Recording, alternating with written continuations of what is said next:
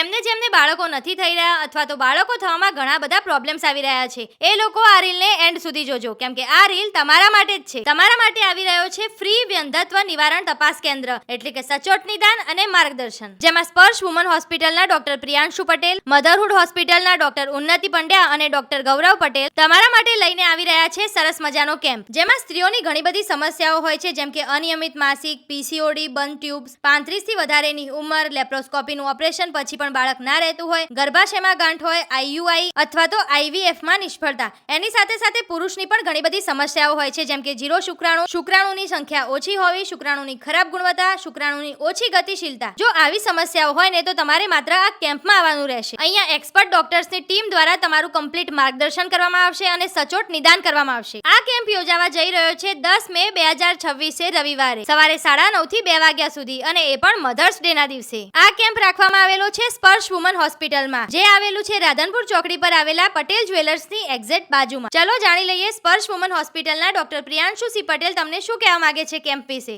મારું નામ ડૉક્ટર પ્રિયાંશુ પટેલ છે. સ્પર્શ હોસ્પિટલ મહેસાણા રાધનપુર 4 રસ્તા મારી હોસ્પિટલ આવેલ છે. આવતી તારીખ 10/5/2026ના રોજ વિશ્વ મહિલા દિવસ છે.